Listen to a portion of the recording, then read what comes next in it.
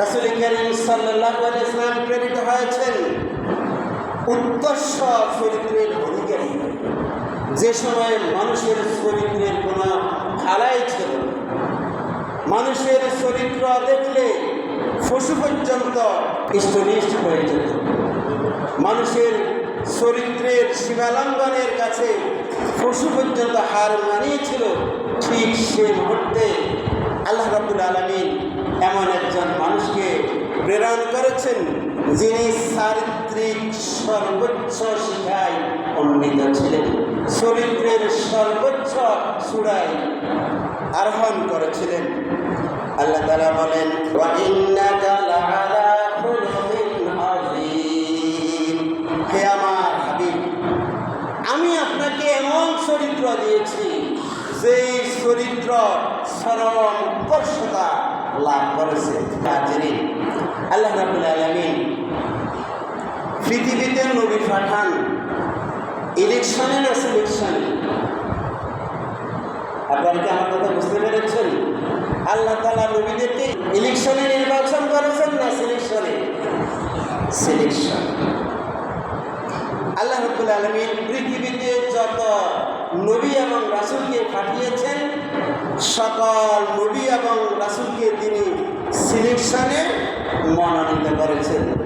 আমরা যাদেরকে ইলেকশনে নির্বাচন করি, ইলেকশনে যাদেরকে বাছাই করি, তাদের আমরা কি পাই? সে কতটুকু পড়াশোনা করেছে, সে কতটুকু চালাক ছিল, সে কোন বংশে জন্মগ্রহণ করেছে, ইতিহাসে তার কি অবদান, এতটুকু আমরা জানি। এর বাহিরে তার চারিত্রিক যে অন্ধকার সাইড আছে, গোপনীয় সাইড আছে, সে বিষয়ে আমরা কেউ জানি না। আমরা যে সকল নেতার পিছনে দৌড়াদৌড়ি করি, আমরা কি বুকে হাত দিয়ে বলতে পারি আমার নেতা চরিত্রবান?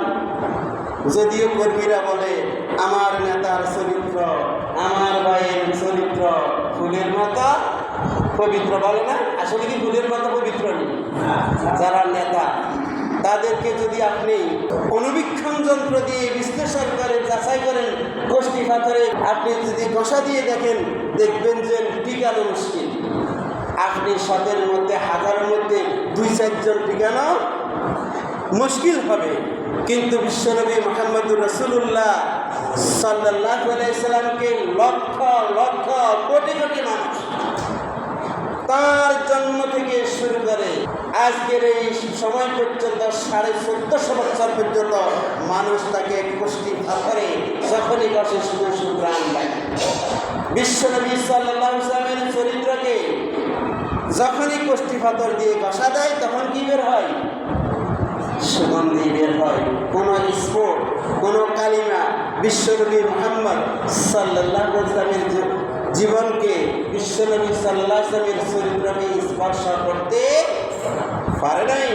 এই জন্য আল্লাহ তাআলা দীপ্ত কণ্ঠে, দীপ্ত ভাষায়, বলিষ্ঠ ভাষায় ঘোষণা দিয়েছেন, ওয়া ইন্নাকা লাআলা খুলুকিন আযীম।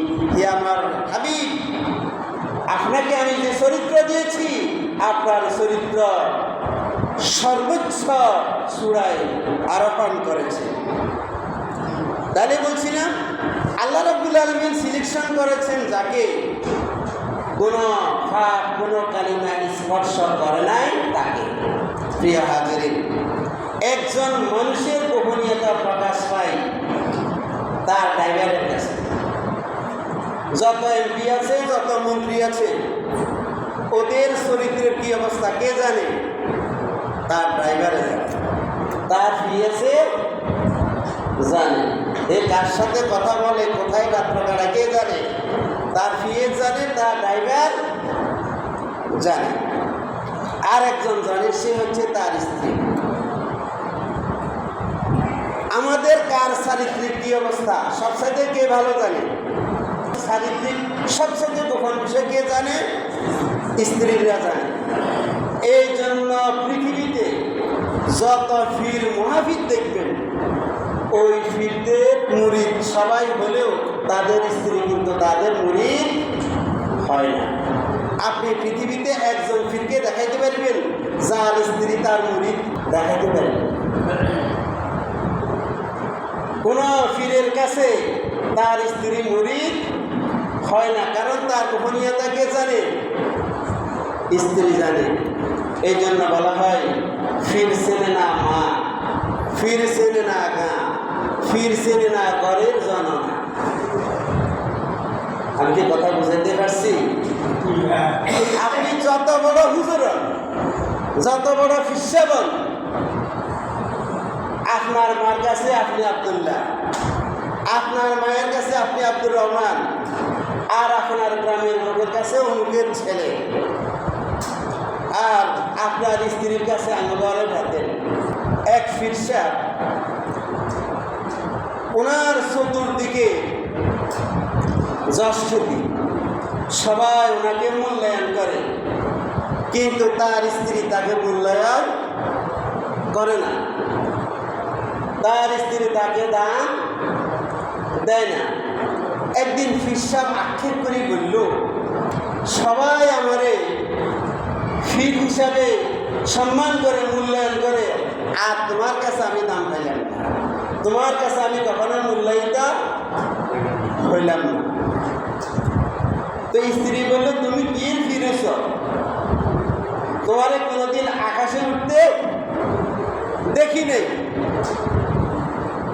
গতকাল বিকালে দেখছি একজন পীর আকাশে দিয়ে উড়ে যায়। এবার স্বামী বলল, তুমি কি দেখছ? বলল, হ্যাঁ দেখছি। চিনতে পারছো ফিরসাবটা কে? স্ত্রী বলল যে না, চিনি না। স্বামী বলল, ওই যে ফিরটা তুমি উড়ে যাইতে দেখছ সেটা আমি। এবার স্ত্রী কি বলে? স্ত্রী বলল, কি আল্লাহ না দেখছি ঠ্যাংটা লড়া। প্রথমে উড়িন্দা ফিরে কি করছে? প্রশংসা করছে। যখন স্বামী বলল যে সে ফিরটা ছিলাম আমি, এবার স্ত্রী স্বামী দোষ করে, কি ধরে? হিয়াল্লাই তো দেখছি ঠ্যাংটা লড়া। তারপরেও স্বামীকে সে মূল্যায়ন করে নাই। তাহলে বলছিলাম, পৃথিবীর সব মানুষও যদি কোনো পীরের মুরিদ হয়, তার ঘরের স্ত্রী তার মুরিদ হবে না। অনেক নবীর স্ত্রী পর্যন্ত নবীর উম্মত হয় নাই, নবীর কথা মেনে চলে নাই, নবীর আনুগত্য করে নাই। যেমন হযরত নূহ আলাইহিস সালামের স্ত্রী, হযরত লূত আলাইহিস সালামের স্ত্রী, তাদের অনুসরণ করেছে? করে নাই। কিন্তু বিশ্বনবী মুহাম্মদুর রাসূলুল্লাহ সাল্লাল্লাহু আলাইহি ওয়াসাল্লাম যখন হযরত খাদিজাতুল কুবরা রাদিয়াল্লাহু তাআলা আনহাকে দাওয়াত দিয়েছেন, তখন খাদিজাতুল কুবরা রাদিয়াল্লাহু তাআলা আনহা বললেন, আপনি যে নবী, এই ব্যাপারে আমার কোনো সন্দেহ নাই। আমি আজ 15টি বছর আপনার সংসার করছি। বিয়ে হচ্ছে 5 বছর বয়সে, তবে রাসূলের বয়স ছিল 25। রাসূল সাল্লাল্লাহু আলাইহি ওয়াসাল্লাম হযরত খাদিজা রাদিয়াল্লাহু তাআলা আনহাকে যখন বিবাহ করেন, তখন রাসূলের বয়স ছিল 25। নবুয়ত হচ্ছে কত বছর বয়সে? 40। তাহলে 25 থেকে 40 কত বছর? 15 বছর। হযরত খাদিজাতুল কুবরা রাদিয়াল্লাহু তাআলা আনহা মহানবী সাল্লাল্লাহু আলাইহি ওয়াসাল্লামকে বললেন, আমি আজ 15 বছর যাবত আপনার সংসার করছি, কিন্তু এই 15 বছর আমার এই সংসার জীবনে আপনার ন্যূনতম কোনো দোষ, কোনো খুঁত, কোনো ত্রুটি, কোনো স্ফুট আমি খাদিজা আমার চোখে দেখি নাই। এই জন্য আমার চোখ বলছে, আমার বিবেক বলছে, আমার মন বলছে আপনি নবী। সুতরাং আপনার প্রতি ঈমান আনতে আমার কোনো কার্পণ্যতা নাই, আমার কোনো প্রশ্ন নাই, আমার সংকোচ নাই। আমি বলে নিলাম, লা ইলাহা ইল্লাল্লাহু মুহাম্মাদুর রাসূলুল্লাহ। হযরত খাদিজাতুল কুবরা রাদিয়াল্লাহু তাআলা আনহা সাথে সাথে কোনো রকমের দ্বিধা সংকোচ ছাড়া বিশ্বনবী মুহাম্মদুর রাসূলুল্লাহ সাল্লাল্লাহু আলাইহি ওয়াসাল্লামের প্রতি ঈমান আনয়ন করেছেন। মুহাম্মদ সাল্লাল্লাহু আলাইহি ওয়াসাল্লামের উপর প্রথম ঈমান আনয়নকারী ব্যক্তি কে জানেন? কে? না। প্রথম ঈমান আনয়নকারী ব্যক্তি হচ্ছেন হযরত খাদিজাতুল কুবরা রাদিয়াল্লাহু তাআলা আনহা। আর পুরুষদের মধ্যে প্রথম ঈমান আনয়নকারী হযরত আবু বকর রাদিয়াল্লাহু তাআলা আনহু। বালকদের মধ্যে প্রথম ঈমান আনয়নকারী হযরত আলী রাদিয়াল্লাহু তাআলা আনহু। কথা কি ক্লিয়ার? তাহলে বলছিলাম বিশ্বনবী সাল্লাল্লাহু আলাইহি ওয়াসাল্লামের চরিত্র তাহলে কেমন বুঝেন? কেমন মানুষ ছিলেন যার কোনো ত্রুটি, যার কোনো বিচ্ছুতি, যার কোনো অসঙ্গতি তার স্ত্রীদের কাছে পর্যন্ত ধরা পড়ে নাই।